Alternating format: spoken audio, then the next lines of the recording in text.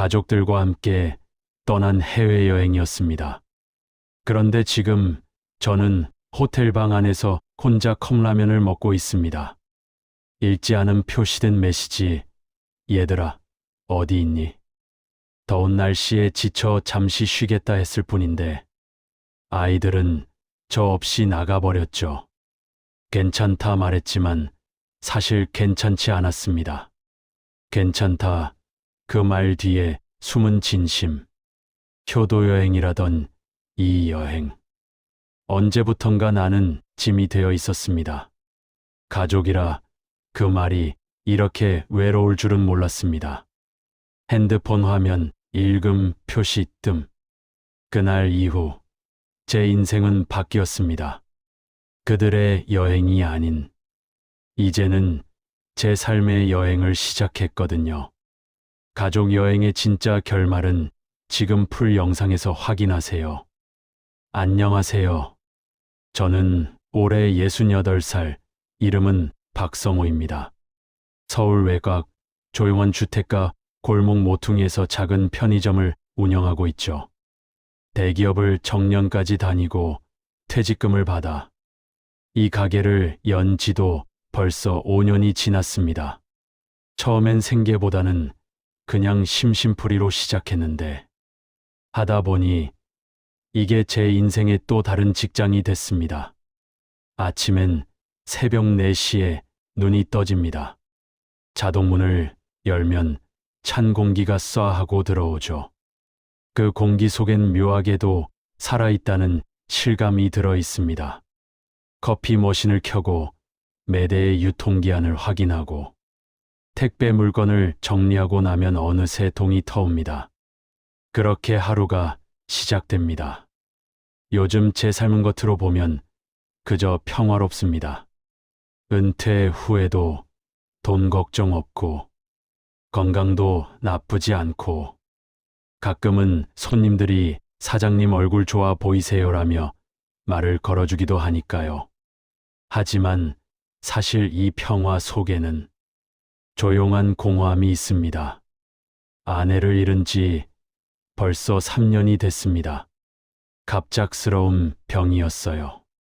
그녀는 제게 당신 없으면 난 못 살아라며 웃던 사람이었는데 결국 제가 먼저 남게 됐죠. 그때부터 집은 참 넓어졌습니다. 식탁도 침대도 거실도 전부 너무 컸어요. 그래서 매일 밤 편의점 불을 끄고 돌아올 때면 괜히 TV를 켜둔 채 잠이 들었습니다. 아무도 없는 집이 너무 조용해서요. 그래도 가족들이 있습니다. 2 아들이 모두 잘 커졌습니다. 큰아들은 IT 회사 부장, 둘째는 중소기업 관리직. 각자 가정을 꾸리고 손주들도 있습니다. 명절이나 휴일이면 손주들이 할아버지 하며 달려오죠. 그때마다 제 마음은 잠시나마 따뜻해집니다. 그래서 그런 날엔 꼭 용돈을 챙겨줍니다. 공부 열심히 해라 하며 10,000원짜리 몇 장을 건네주면 그 웃음이 그렇게 예쁩니다.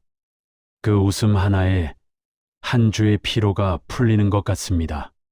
둘째 며느리가 제 가게에서 일하게 된 건 작년 봄이었습니다. 그날 편의점 카운터 뒤에서 계산을 정리하고 있는데 그녀가 문을 열고 들어왔습니다. 아버님, 저 혹시 편의점에서 일해도 될까요? 처음엔 농담인 줄 알았습니다. 하지만 그녀의 얼굴은 진지했습니다. 요즘 애 아빠 회사 일도 너무 바쁘고 애도 어리고 시댁에 도움도 드리고 싶어요. 그 말에 마음이 좀 찡했습니다. 요즘 젊은 사람들은 시댁이라면 발기를 끊는다는데 이렇게 먼저 와서 일하겠다는 게 고마웠죠. 그래서 흔쾌히 받아들였습니다. 다른 직원들보다 월급도 조금 더 챙겨줬습니다. 가족인데 뭐 어때? 그땐 정말 그렇게 생각했습니다. 그렇게 둘째 며느리가 일하게 된 뒤 가게는 조금 더 활기가 돌았습니다. 가끔은 같이 컵라면을 끓여 먹으며 이런저런 얘기를 나누기도 했죠. 아버님은 은퇴하셔도 정말 부지런하세요. 가만히 있으면 더 늙는다. 하하, 맞는 말씀이에요. 그런 대화가 나름의 위로가 되었습니다. 아내가 없으니 이런 따뜻한 말 한마디가 얼마나 귀한지 모릅니다. 그녀는 가끔 제게 커피를 내주며 말하곤 했죠. 아버님, 진짜 오래 사셔야 해요. 그때마다 저는 웃으며 대답했습니다. 그럼, 그래야 우리 손자 대학 가는 것도 보지. 그 평범한 말들이 내게는 삶의 연료였습니다. 그렇게 하루하루를 보내던 어느 날, 두 아들이 함께 찾아왔습니다. 토요일 오후였죠. 편의점에 손님이 잠시 끊긴 시간. 둘이서 문을 열고 들어왔습니다. 아버지, 잠깐 얘기 좀 드려도 될까요? 왠지 표정이 단단했습니다. 나는 무슨 일인가 싶어 계산대를 잠시 닫았습니다. 큰아들이 먼저 말을 꺼냈습니다. 아버지, 내년이면 칠순이시잖아요. 그래, 그게 벌써 그렇게 됐나. 올해가 60대로서 마지막 생신이기도 하고요. 그래서 가족들끼리 다 같이 여행 가면 어떨까 싶어서요. 순간 마음속에 뭔가 반짝하고 켜졌습니다. 여행? 예, 아버지 생신 기념으로요. 가족 전원 동남아로. 요즘 효도여행 많이들 가잖아요. 그 말에 나도 모르게 미소가 번졌습니다. 효도여행, 그 단어가 그렇게 따뜻하게 들릴 줄은 몰랐습니다. 그날 밤 나는 잠을 이루지 못했습니다. 침대에 누워서 오래된 앨범을 펼쳤습니다. 거기엔 아내와 함께 젊은 시절 갔던 경주 사진이 있었습니다. 그녀가 웃으며 제 어깨에 기대 있던 사진. 사진을 보며 생각했습니다. 이 사람도 이 여행을 얼마나 좋아했을까. 그리고 속으로 다짐했습니다. 그래, 이번 여행은 가족들을 위해서라도 멋지게 준비해보자. 다음 날, 바로 여행사를 찾았습니다. 직원이 묻더군요. 고객님, 인원은 몇 분이세요? 7명입니다. 나, 두 아들, 며느리, 둘, 손자 둘. 가족 여행이시네요. 좋은 추억 만드실 거예요. 나는 웃으며 대답했습니다. 그게 제 소원입니다. 항공권, 숙소, 투어 일정.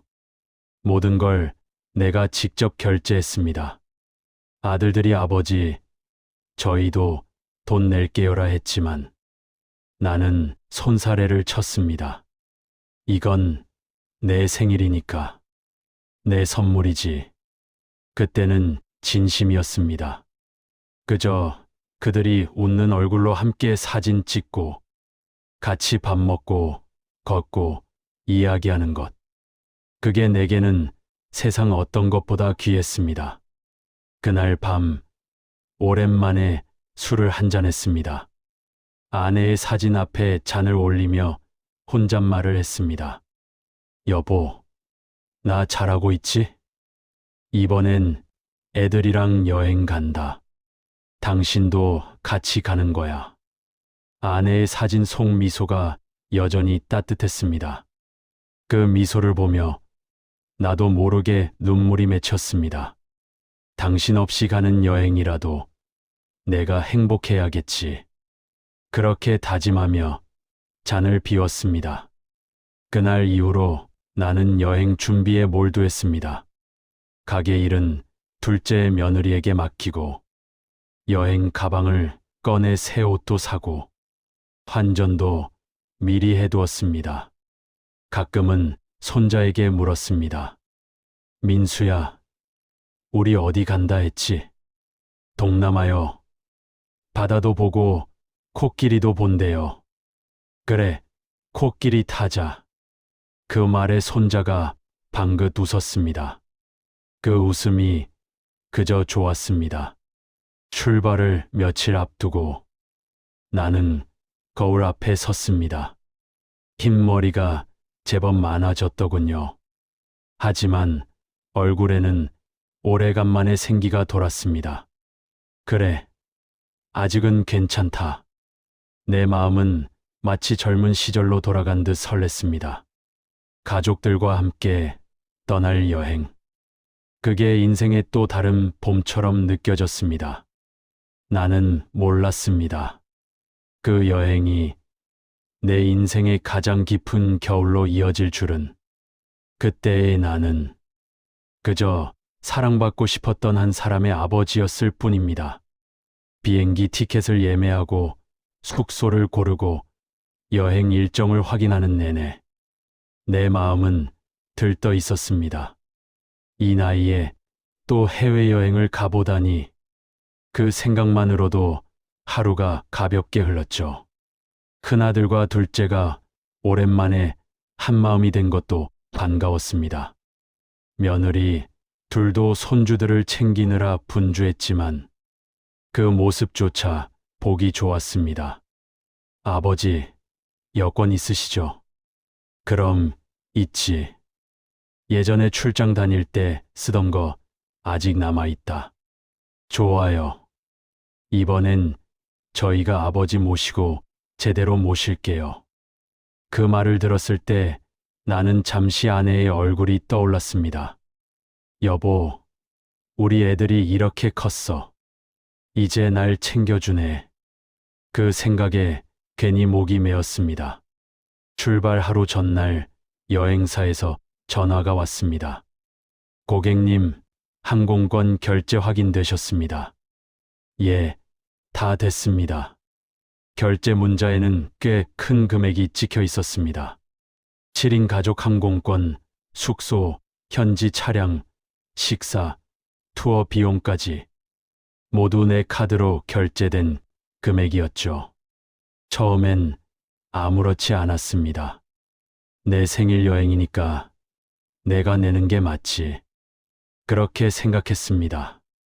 그런데 이상하게 마음 한구석이 조금 무거웠습니다. 아들들이 아무 말도 안 했습니다. 아버지, 저희도 얼마 보태겠습니다. 그런 말 한마디를 나는 사실 내심 기다렸던 것 같습니다. 하지만 아무도 그런 말을 하지 않았습니다. 대신 큰며느리가 환하게 웃으며 말했습니다. 아버님, 이번 여행 너무 기대돼요. 덕분에 애들도 신났어요. 그 웃음에 나도 모르게 따라 웃었지만 그 뒤에 덧붙은 한마디가 귀에 걸렸습니다. 요즘 다들 힘든데 이렇게 챙겨주셔서 감사해요. 그 말, 감사하다는 인사였지만 이상하게 가슴이 먹먹했습니다. 감사보다 미안함이 들었거든요.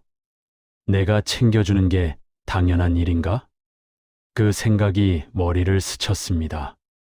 공항으로 가는 길 나는 가족들의 웃음을 바라봤습니다. 손자들이 캐리어를 끌며 뛰어다니고 둘째 며느리가 사진을 찍으며 출국 인증샷들 외쳤습니다.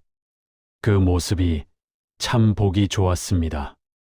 하지만 차 안에서 문득 큰아들이 내 옆에서 툭툭 핸드폰을 두드리며 중얼거렸습니다. 요즘 환율 진짜 장난 아니에요. 이 정도면 여행 한 번 가는 게 거의 한 달 월급이네요. 그 말을 듣는 순간 내 손끝이 순간 움찔했습니다. 그렇다면 내가 낸 돈이 얼마나 큰 부담이었는지도 알 텐데 왜 아무도 그 얘기를 꺼내지 않을까? 그 질문이 마음속에 조용히 내려앉았습니다. 비행기 안에서는 오랜만에 가족 모두가 한자리에 모였습니다. 나는 창가 쪽에 앉았고 손주가 내 옆자리에 앉았죠. 할아버지, 구름 진짜 예쁘다. 응, 저기 아래가 바다야. 아이의 눈동자에 비친 구름이 그렇게 맑았습니다. 그 눈을 보며 나도 괜히 행복해졌습니다. 하지만 문득 창밖을 보다 보니 내 얼굴이 반사되어 비쳤습니다. 그 얼굴엔 웃음보다 어딘가 쓸쓸한 표정이 있었죠. 비행기가 착륙할 즈음 기내 방송이 흘러나왔습니다. 기온은 36도, 체감 온도는 약 40도입니다. 그때는 몰랐습니다. 그 더위가 단순한 날씨가 아니라 내 인생의 새로운 시련이 될 줄은요. 공항에 도착하자마자 아이들이 신나서 뛰어다녔습니다. 아버님, 저희 사진 하나 찍을게요. 그래, 찍어라. 나는 아이들 뒤에서 살짝 미소를 지었습니다. 이런 장면 하나하나가 내게는 가족의 증거처럼 느껴졌거든요. 그런데 사진을 찍고 나서 큰아들이 나를 툭 치며 말했습니다. 아버지, 이번엔 아버지가 완전 VVIP시네요. 다 아버지가 사주신 여행이라니. 그 말은 농담이었겠지만 묘하게 비수가 되어 꽂혔습니다. 농담인 걸 알면서도 웃음이 나오지 않았습니다. 호텔에 도착한 후 체크인을 마치며 직원이 내게 영수증을 내밀었습니다. 거기엔 내 이름이 큼지막하게 적혀 있었습니다. Reservation by PARK SUNG AHO. 직원이 말했습니다. 고객님, 전액 결제 완료되었습니다. 나는 영수증을 들여다보다가 슬며시 가방 안에 넣었습니다. 그 순간 느껴진 건 기쁨보다 묘한 허무감이었습니다. 방에 들어오자 손자들이 침대 위에서 뛰어놀고 며느리들은 짐을 풀며 웃었습니다. 와, 방 너무 좋다. 수영장도 있대요. 나는 그 모습을 지켜보다가 슬그머니 창가에 앉았습니다. 멀리 보이는 바다, 그 푸른 물결을 바라보며 생각했습니다. 이게 행복이겠지. 그래, 이게 가족이지. 그렇게 스스로를 다독였습니다. 하지만 그 순간 창밖에서 불어오는 뜨거운 공기가 묘하게 가슴 깊은 곳까지 스며들었습니다. 그때는 몰랐습니다. 그 뜨거움이 곧 이 가족의 진심을 시험하게 될 열기였다는 걸. 그날 밤 모두가 잠든 뒤 혼자 베란다에 나와 담배를 피웠습니다. 오랜만에 피우는 담배였습니다. 불빛 하나 없는 어둠 속에서 연기가 허공으로 흩어질 때 나는 조용히 중얼거렸습니다. 여보, 당신이 있었으면 어땠을까? 나보다 먼저 나선다면 이런 날이 올 줄 알았을까? 불빛이 꺼져가며 손끝에 뜨거운 잿불이 닿았습니다. 그 뜨거움이 이상하게 마음보다 덜 아팠습니다. 그날 아침 공기는 이미 숨이 막힐 정도로 뜨거웠습니다. 동남아의 한낮 기온은 체감 40도를 훌쩍 넘겼고 습기는 온몸을 금세 적셨습니다. 저는 그저 묵묵히 따라가기로 마음먹었습니다. 하지만 몸은 정직했습니다. 오래전 다리 수술을 받은 제 몸은 금세 지쳐갔습니다. 걸음이 느려지는 것은 당연했고 숨은 금세 가빠졌습니다. 손주들이 뛰어다니고 며느리들이 앞서가는 모습이 눈에 들어왔지만 마음속에서는 묘한 불안과 서운함이 스며들었습니다. 큰아들이 뒤돌아보며 말했습니다. 아우, 아버지, 뒤에 사람도 많은데 왜 자꾸 멈춰요? 큰아들의 목소리가 등 뒤에서 들려왔습니다. 저는 그 말을 들으며 미소를 지었습니다. 알겠다. 걱정 마라. 순간 마음속에서 미세한 찌르듯한 감정이 올라왔습니다. 제가 조금 쉬고 싶다는 마음조차 표현하면 가족들은 그것을 이해하기보다 무리하지 말라며 훈계하는 시선으로만 바라보는 것이죠. 하지만 나는 참았습니다. 분위기를 깨고 싶지 않았기 때문입니다. 내 체력보다 중요한 것은 모두가 즐겁게 여행하는 모습을 보는 것이었습니다. 그 순간부터 몸은 더욱 무거워졌습니다. 땀이 흘러 눈과 입술을 적셨고 물을 한 모금 들이키며 겨우 숨을 고쳤습니다. 그러나 마음속에서는 이미 작은 반항의 씨앗이 자라고 있었습니다. 왜 내가 참아야 하지? 나는 이 순간에도 숨이 차고 힘든데. 점심시간이 되어 현지 음식점에 들어갔습니다. 동남아 음식 특유의 향신료와 강한 맛은 제 입맛에는 너무 낯설었습니다. 한두 숟가락 먹고 나서 무심코 중얼거렸습니다. 아이고, 김치 좀 있었으면 좋겠다. 그 한마디에 아들 부부가 서로 눈빛을 주고받는 것을 보았습니다. 순간 저는 알 수 없는 감정을 느꼈습니다.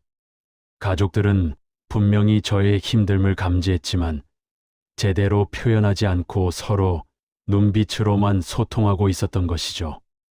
마음 한켠에는 섭섭함과 동시에 왜 이렇게까지 해야 하나 하는 씁쓸함이 스며들었습니다. 그날 밤 호텔로 돌아온 후 아침이 밝았습니다. 그런데 그 순간 저는 청천벽력 같은 말을 들었습니다. 큰아들이 말했습니다. 아버지, 어제도 무리하셨잖아요.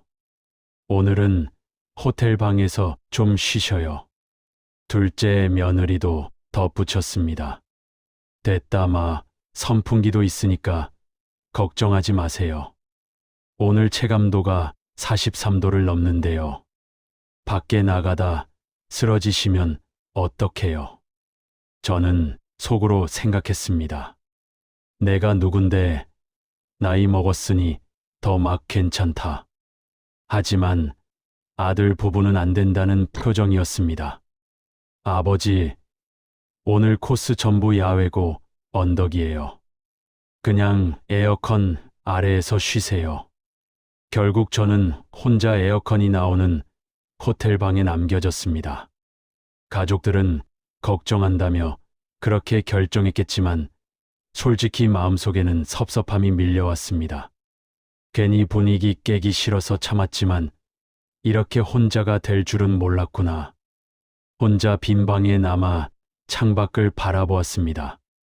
이국적인 풍경이 펼쳐졌지만 마음속에서는 쓸쓸함이 파도처럼 몰려왔습니다.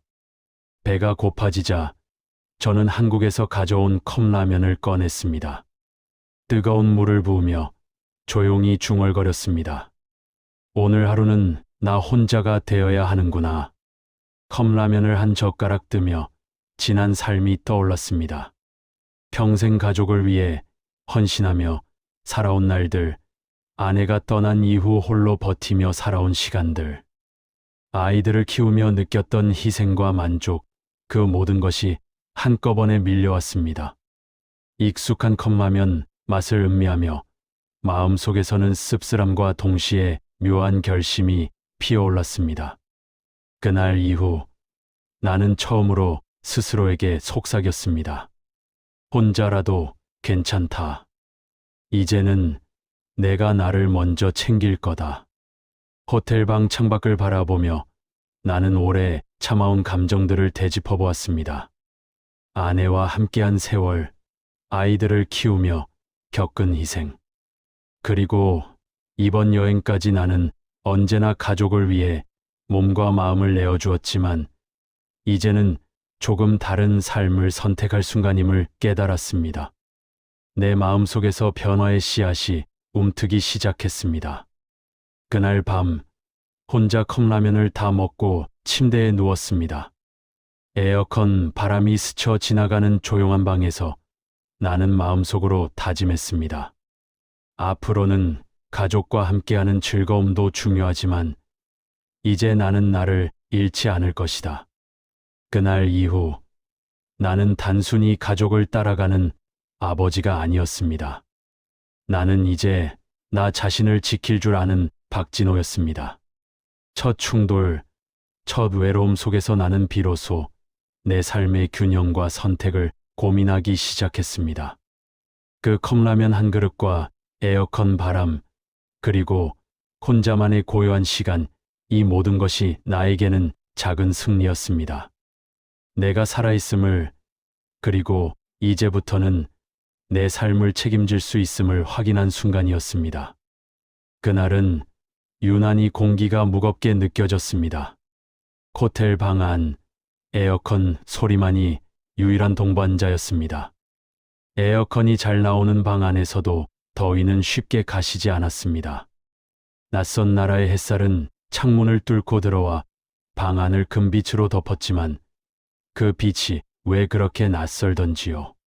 처음엔 괜찮았습니다. 얘들이 오늘은 좀 바쁘겠지. 나중에 와서 같이 저녁 먹자고 하겠지. 그렇게 스스로를 달래며 침대에 걸터앉아 기다렸습니다. TV를 켰지만 현지어로 떠드는 소리만 가득했고 웃음소리가 들릴 때마다 이상하게 가슴이 먹먹했습니다. 휴대폰을 열어보았습니다.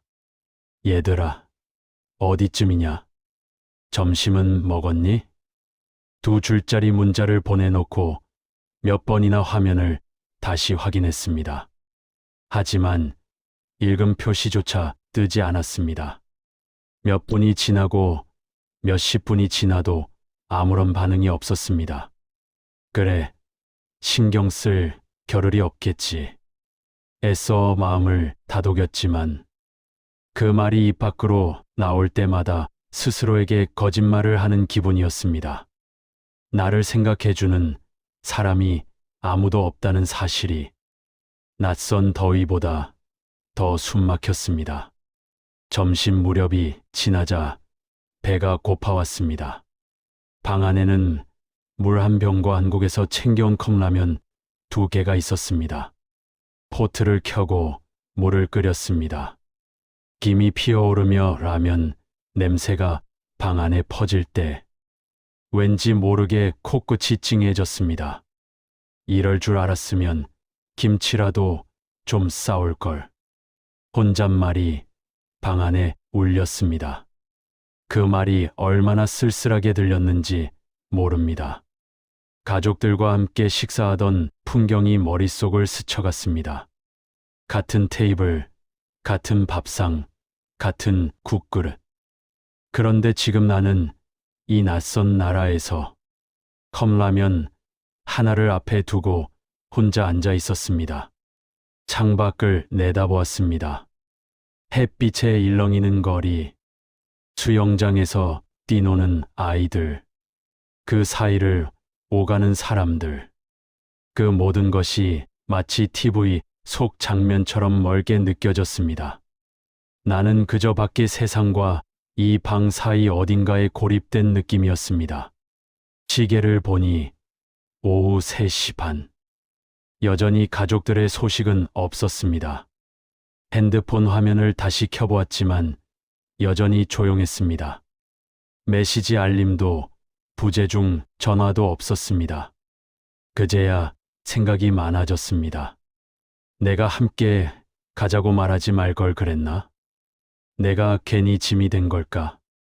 그런 생각이 들수록 마음이 더 조급해졌습니다. 그래서 결심했습니다. 그래, 그냥 나라도 나가보자. 호텔 앞까지만이라도.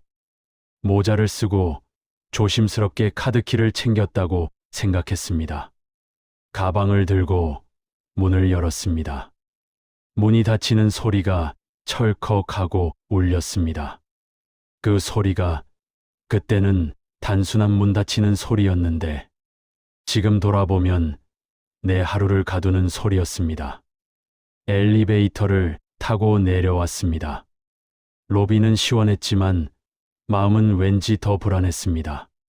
밖으로 나가려다 잠깐 뒤를 돌아봤습니다. 그 순간 주머니 속이 비어 있는 걸 느꼈습니다. 어라, 카드키? 손을 더듬어 봤지만 없었습니다. 방에 두고 나온 겁니다. 순간 머리가 하얘졌습니다. 아이고, 이걸 또 놓고 왔네. 혼잣말을 중얼거리며 로비로 돌아섰습니다. 리셉션에 있는 직원에게 다가가 엉성한 영어로 말을 걸었습니다. 룸 카드 잃어버렸어요. 직원은 잠시 멈칫하더니 물었습니다. 손짓 발짓으로 설명했지만 직원은 이해하지 못했습니다. 몇 번이고 되묻는 영어 단어들이 귀에 꽂혔습니다. room number, passport. 여권도 방 안에 있었습니다. 지갑도 신분증도 다 방에 있었습니다. 말이 통하지 않자 직원은 난처한 표정을 지으며 다른 손님을 받기 시작했습니다. 나는 어쩔 수 없이 로비 한쪽에 마련된 긴 의자에 앉았습니다. 시계를 보니 오후 4시를 넘기고 있었습니다. 창문 밖으로는 땀이 번쩍거리는 사람들이 오가고 가끔 한국인 단체 여행객들이 웃으며 지나갔습니다. 그 소리가 귀에 닿을 때마다 가슴 한구석이 시렸습니다. 나는 폰을 꺼내 메시지를 또 남겼습니다. 얘들아, 카드키를 두고 나와서 방에 못 들어간다. 로비에 앉아 있으니까 오면 연락 좀 해라. 하지만 여전히 아무 반응이 없었습니다. 화면은 어둡게 꺼지고 그 어둠 속에 내 얼굴이 비쳤습니다. 주름진 얼굴, 피로한 눈빛. 그 속에서 나는 낯선 사람 같았습니다. 시간은 느리게 흘러갔습니다. 로비의 시계 초침이 딸깍 소리를 낼 때마다 그게 마치 내 심장 소리처럼 들렸습니다. 옆자리에는 젊은 커플이 앉아 있었는데 여자는 남자의 어깨에 기대고 있었습니다. 그 모습을 보는 순간 문득 아내가 떠올랐습니다. 3년 전 세상을 떠난 아내. 그녀가 살아 있었다면 이 여행도 달랐을까요? 아니면 그녀도 나를 이렇게 두고 갔을까요? 답은 알 수 없었습니다. 그저 마음이 허전했습니다. 그래서 나는 눈을 감았습니다. 그리고 생각했습니다. 그래, 기다리자. 어차피 곧 오겠지. 그렇게 마음을 정하고 나는 다시 의자에 등을 붙였습니다. 호텔 로비의 공기는 여전히 차가웠습니다. 사람들이 오가며 만들어내는 소음 속에서 나는 그저 조용히 앉아 있었습니다. 누군가는 여행의 설렘으로, 누군가는 휴식의 여유로 그 공간을 지나갔지만 나는 단 한 가지 감정만을 안고 있었습니다. 기다림. 그 기다림이 점점 무겁게 길게 늘어졌습니다. 시간은 흐르고 빛은 점점 기울었습니다. 어느새 오후가 저물어가고 있었습니다. 호텔의 로비 조명이 하나둘 켜질 때까지 나는 여전히 그 자리에 앉아 있었습니다. 가족의 웃음소리도 발소리도 들리지 않았습니다. 그렇게 나는 하루 종일 그곳에서 가족을 기다렸습니다. 해질 무렵 호텔 로비의 자동문이 다시 열렸습니다. 문 너머로 익숙한 목소리가 들렸습니다. 아버지, 여기 계셨어요? 큰아들이었습니다. 뒤에는 며느리와 손자들이 차례로 들어왔습니다.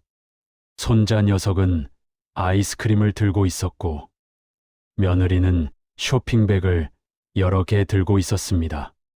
그 모습이 낯설게 느껴졌습니다. 나는 의자에 앉은 채로 천천히 고개를 들었습니다. 왔나?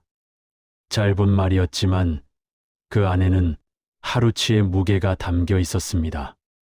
아들은 숨을 고르며 다가왔습니다.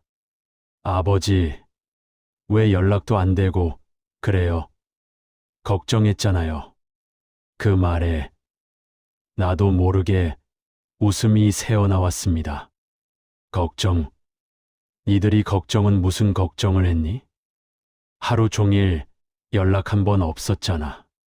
아들의 얼굴이 굳었습니다.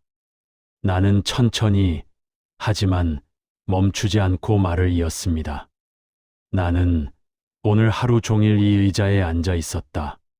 카드키도 놓고 나와서 방에도 못 들어가고 말도 안 통하고 물 한 모금 사 먹을 돈도 없었어.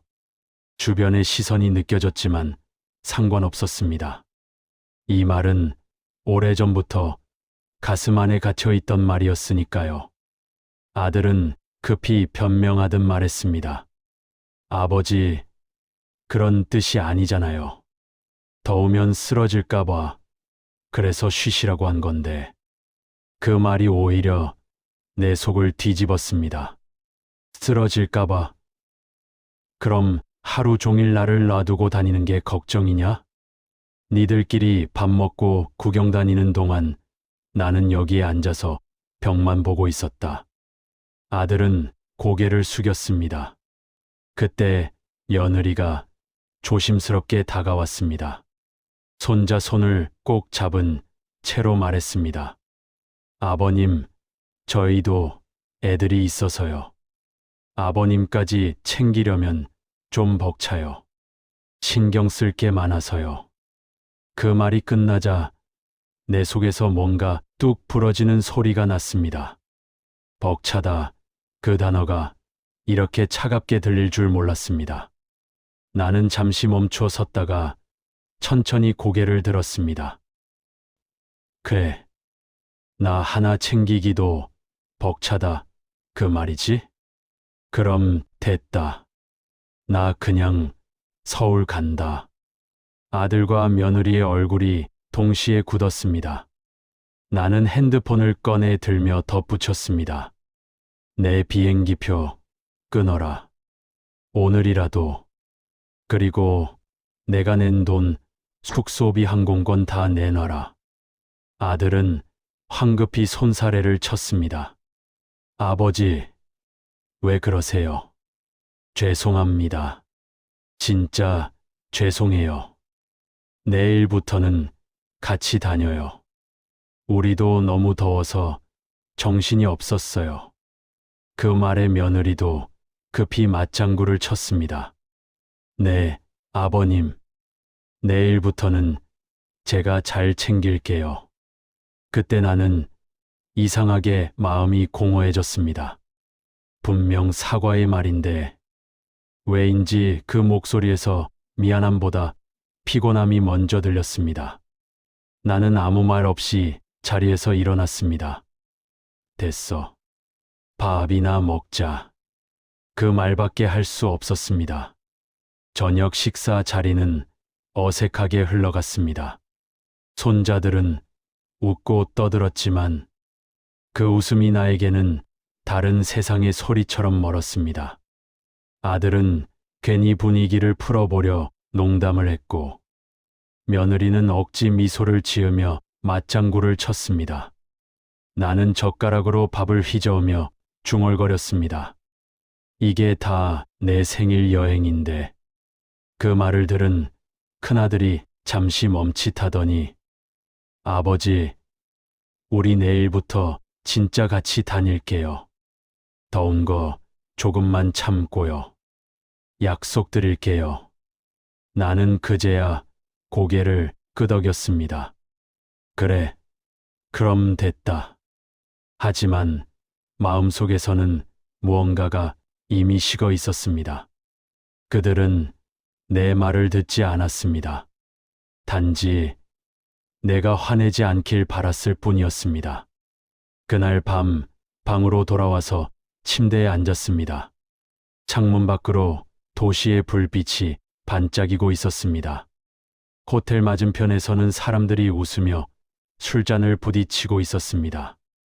그 웃음소리가 유리창을 넘어 내 귀에 들어왔습니다. 나는 그 소리를 들으며 문득 생각했습니다. 가족끼리의 사과라는 것도 결국은 서로를 피하기 위한 말일 때가 많구나. 손목시계를 보니 밤 11시가 넘었습니다. 핸드폰 알림창엔 내일 일정표라는 가족 단톡방 메시지가 떠 있었습니다. 내일부터는 진짜 같이 다니자는 문장이 보였습니다. 그 문장을 보는데 마음 한켠이 허전했습니다. 그래, 내일부터는 같이 다니겠지. 하지만 그건 여행이지 마음은 아니겠지. 그렇게 생각하며 불을 끄려던 순간 문득 아내가 생전에 했던 말이 떠올랐습니다. 사람 마음은 가까워 보일수록 더 멀어질 때가 있어요. 그 말을 곱씹으며 나는 조용히 눈을 감았습니다. 그리고 스스로에게 다짐했습니다. 그래, 내일부터는 나도 더 이상 기대하지 말자. 그저 잠에 들었습니다. 그날 아침 하늘은 유난히 맑았습니다. 햇빛이 창문 틈으로 비쳐 들어와 커튼 위로 금빛 선을 그었습니다. 호텔 방 안은 조용했고 냉방기에서 흘러나오는 바람 소리만이 벽에 부딪혀 퍼졌습니다. 나는 천천히 몸을 일으켰습니다. 무릎이 뻐근하게 아팠습니다. 며칠 동안 걷고 오르고 또 참았던 피로가 한꺼번에 몰려온 듯했습니다. 거울을 보니 얼굴이 벌겋게 달아올라 있었고 땀에 눅눅해진 셔츠는 몸에 달라붙어 있었습니다. 그날 일정은 이 나라에서 가장 아름답다는 관광지였습니다. 아들이 전날 그렇게 말했습니다. 아버지, 여긴 진짜 꼭 봐야 돼요. 이번 여행의 하이라이트예요. 나는 고개를 끄덕였습니다. 마음 한켠에서는 이젠 나도 좀 다르게 봐주겠지 하는 작은 기대가 있었습니다. 어제의 서운함, 어제의 싸움. 그래도 가족이니까 오늘은 조금 다를 거라 믿고 싶었습니다. 버스가 달리기 시작했습니다. 도로 옆으로는 야자수가 길게 늘어서 있었고 그 뒤로 끝없이 이어진 산맥이 보였습니다. 그 산이 바로 오늘의 목적지였습니다. 산 입구에 도착하자 뜨거운 공기가 한꺼번에 밀려왔습니다. 햇빛이 머리 위로 내려꽂히고 숨이 턱 막히는 듯한 더위였습니다. 안내판에는 이렇게 적혀 있었습니다. 정상까지 약 2km 계단 672개, 경사도 평균 45도. 순간 나는 속으로 중얼거렸습니다. 이게 관광지라고? 아들은 웃으며 말했다. 아버지, 천천히 올라가요.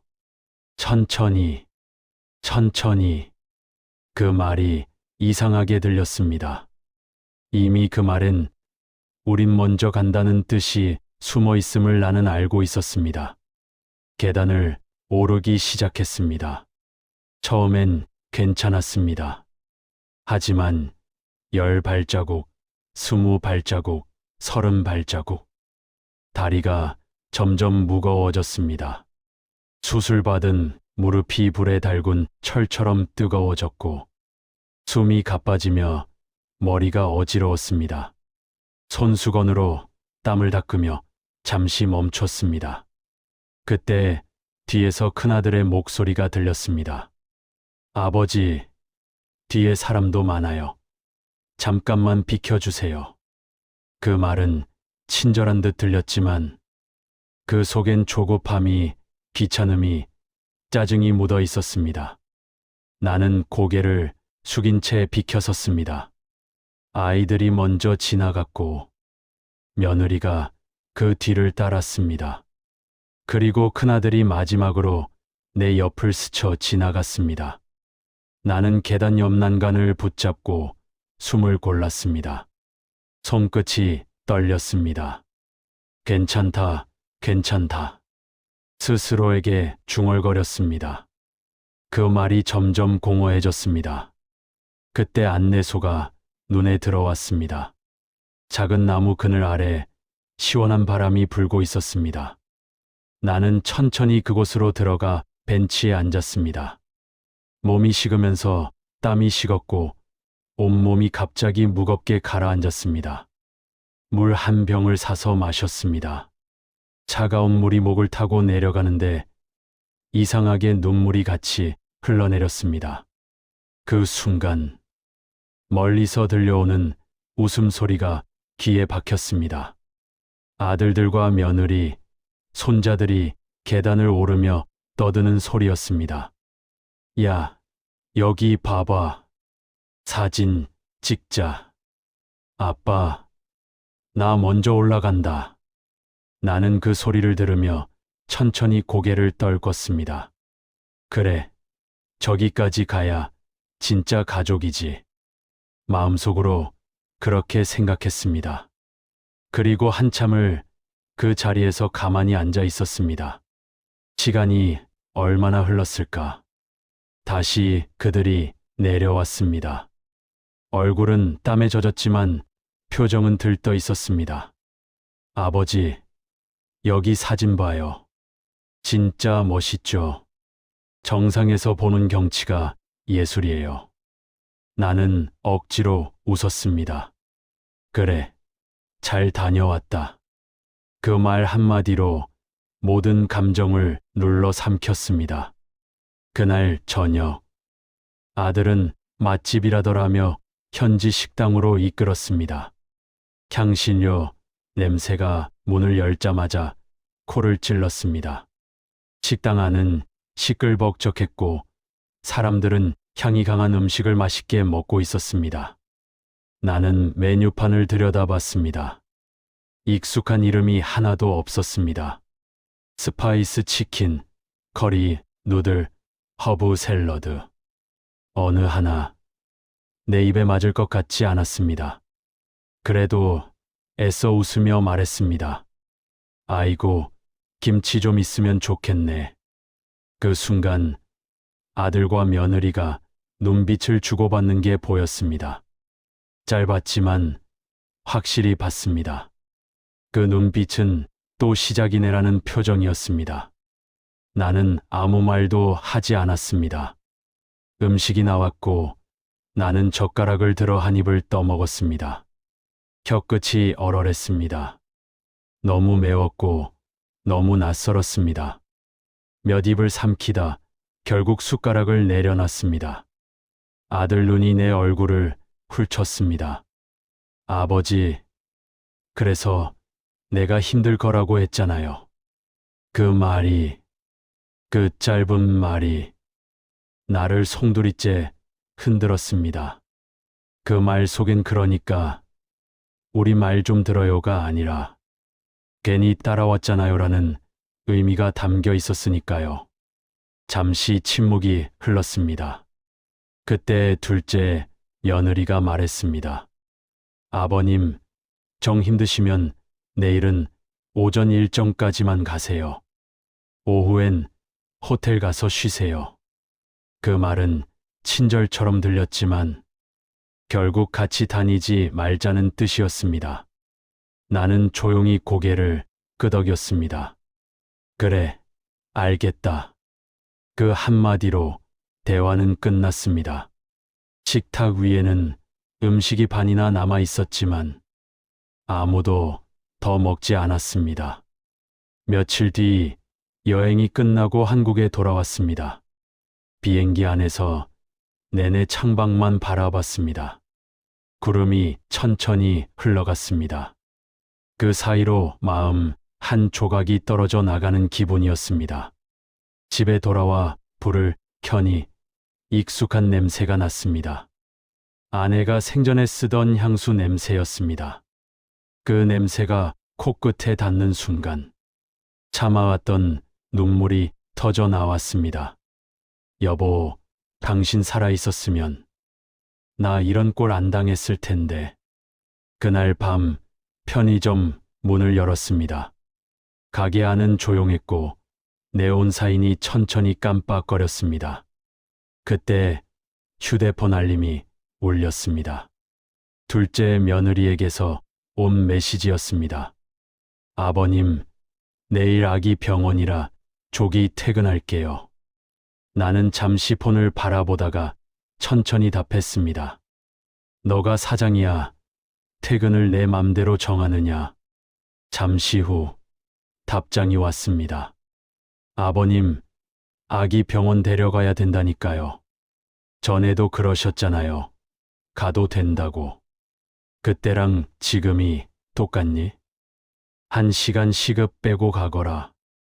그제야 며느리의 말투가 싸늘하게 바뀌었습니다. 아버님, 우리 가족 아니에요? 가족끼리 이러실 거예요? 나는 그 문장을 천천히 읽었습니다. 가족. 그 단어가 이제는 낯설었습니다. 가족. 내가 날 가족이라고 생각하니? 그 말을 보내고 나서 손끝이 덜덜 떨렸습니다. 눈앞이 흐려졌습니다. 그날 밤 나는 처음으로 그 단어를 의심했습니다. 가족. 그게 과연 피로 이어진 사람들을 뜻하는 건지, 아니면 마음으로 이어진 사람들을 말하는 건지, 그때 알았습니다. 이 여행은 효도 여행이 아니었다는 걸. 나에게 남은 건 사진 몇 장과 아무도 읽지 않은 메시지뿐이라는 걸. 그리고 깨달았습니다. 내가 버티던 이유는 결국 나 자신을 위해서였다는 걸. 그날 이후 나는 가족 단톡방을 나왔습니다. 그리고 편의점 계산대에 앉아 노트를 펼쳤습니다. 첫 줄에 이렇게 썼습니다. 내 인생의 주인은 나다. 그날은 유난히 조용한 아침이었습니다. 편의점 셔터를 올리자 바람이 살짝 스쳤고 유리문에 비친 내 얼굴은 며칠 새 더 늙어 보였습니다. 그동안 마음속에 쌓인 것들이 많았습니다. 서운함, 분노, 허무함. 하지만 이상하게 그날은 그 모든 게 조금은 멀게 느껴졌습니다. 밤새 생각했습니다. 내가 그토록 원했던 건 도대체 무엇이었을까? 자식들의 관심이었을까? 감사의 한마디였을까? 아니면 여전히 가족의 중심에 서 있다는 그 허울 좋은 자존심이었을까? 그날 아침 계산대 위에 놓인 작은 쪽지가 눈에 띄었습니다. 노트 한 장을 찢은 것 같았습니다. 거기엔 이렇게 적혀 있었습니다. 아버님, 어제 죄송했어요. 요즘 저도 너무 예민했나 봐요. 아이 열 다 내리고 괜찮아요. 오늘은 제가 먼저 나와서 가게 정리해 둘게요. 둘째 며느리의 글씨였습니다. 짧은 문장이었지만 그 한 줄이 내 마음을 묘하게 흔들었습니다. 그동안 나는 자식들에게 서운하다고만 생각했습니다. 그들이 나를 몰라준다고, 나를 짐으로만 본다고, 그렇게만 원망했습니다.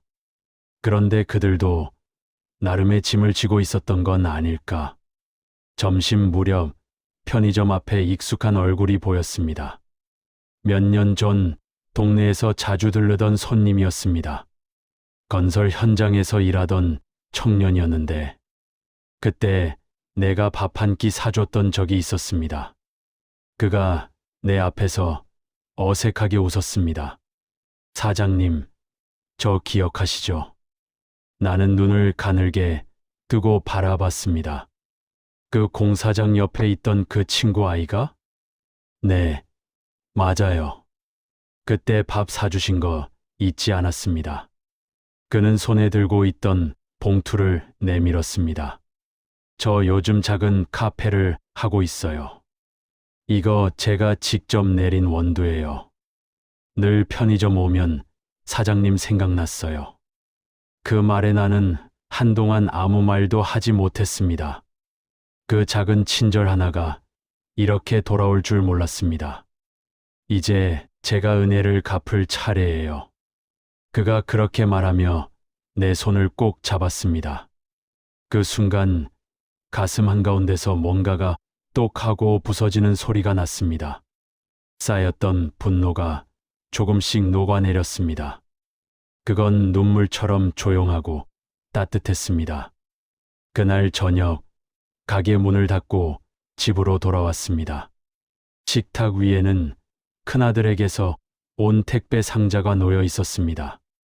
열어보니 편지 한 통과 사진 몇 장이 들어 있었습니다. 사진 속엔 우리가 함께 찍은 여행 사진이 있었습니다.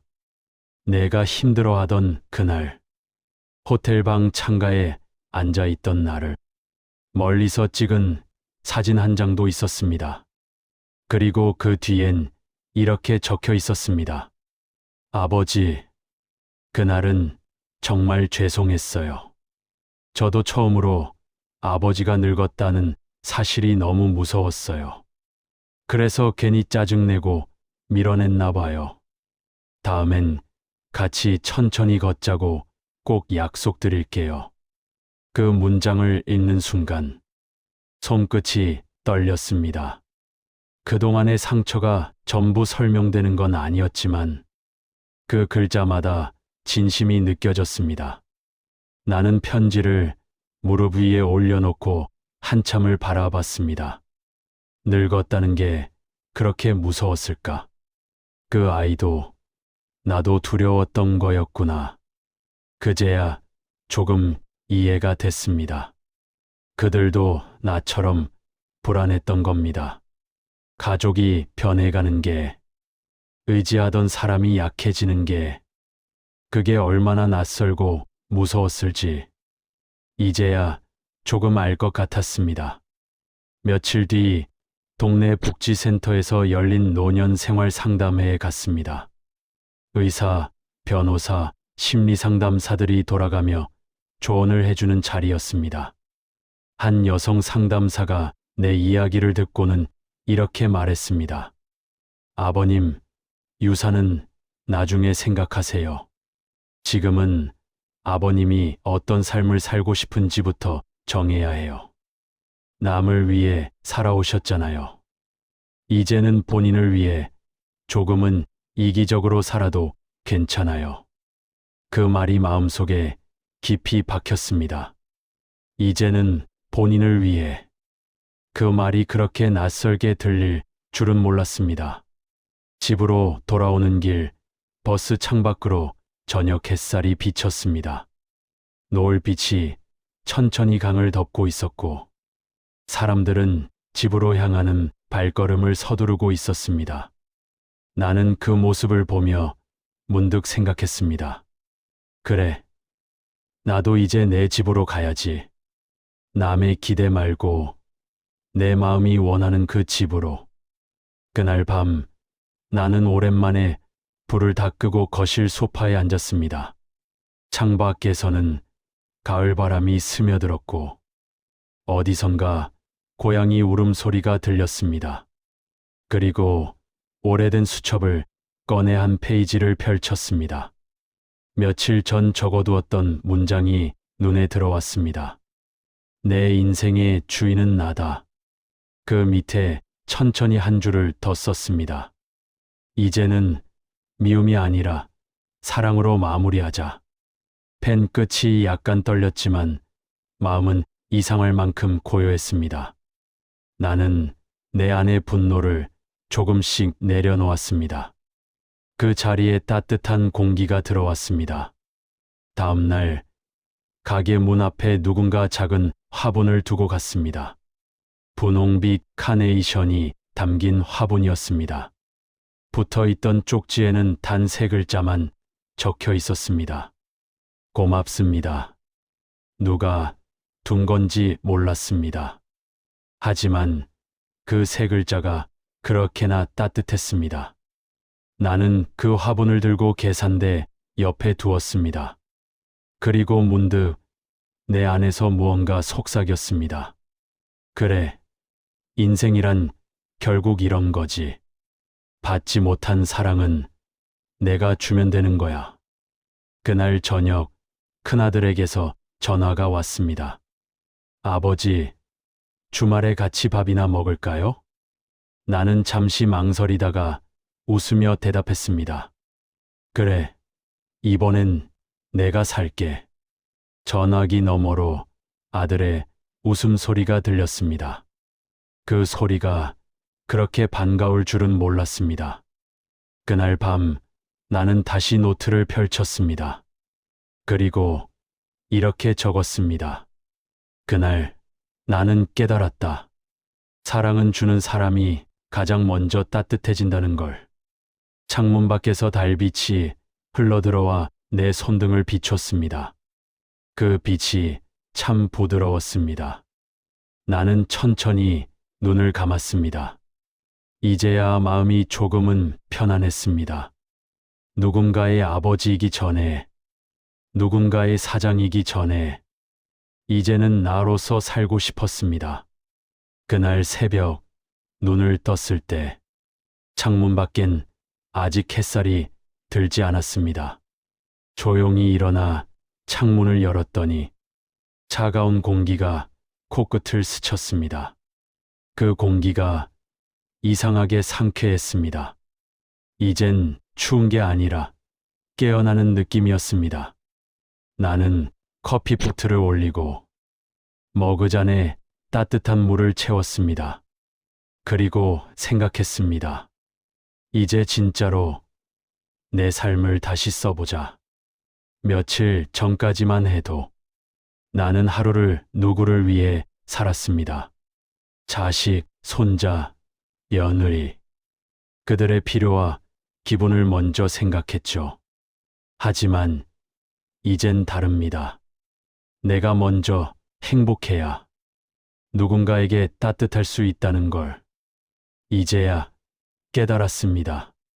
그날 아침 편의점 문을 열며 나는 작은 종이 표지판을 하나 붙였습니다.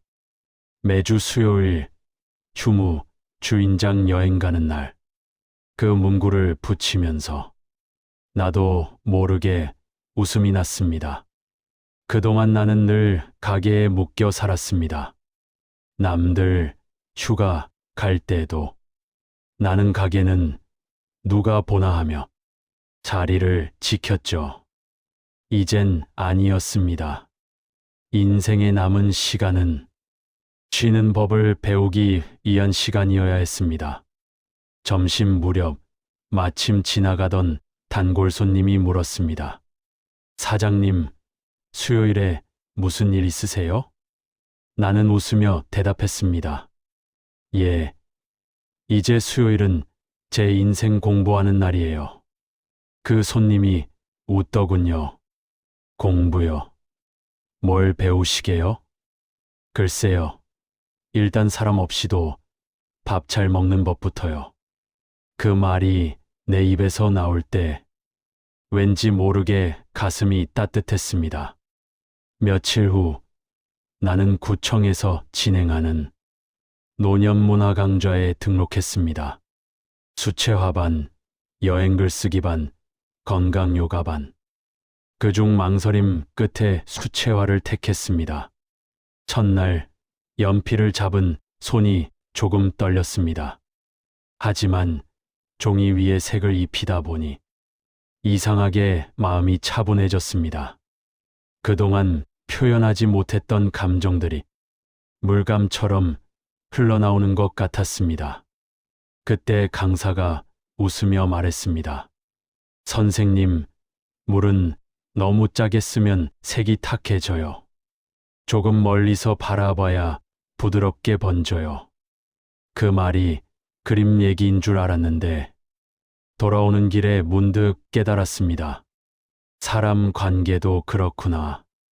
너무 가까이서 바라보면 색이 탁해지고 조금 거리를 두면 오히려 따뜻해지는구나. 저녁엔 오랜만에 혼자 여행 사진을 꺼내 봤습니다. 동남아의 푸른 바다, 그늘진 거리, 그리고 내가 앉아있던 그 호텔 로비. 이제는 그 장면이 서럽지 않았습니다. 그땐 외로웠지만 이제는 그 외로움 덕분에 나를 찾았으니까요. 그날의 나에게 말을 걸었습니다. 그날의 나 참 수고했다. 이제 됐다. 이젠 너를 먼저 챙겨도 돼. 며칠 후 나는 변호사 사무실을 찾았습니다.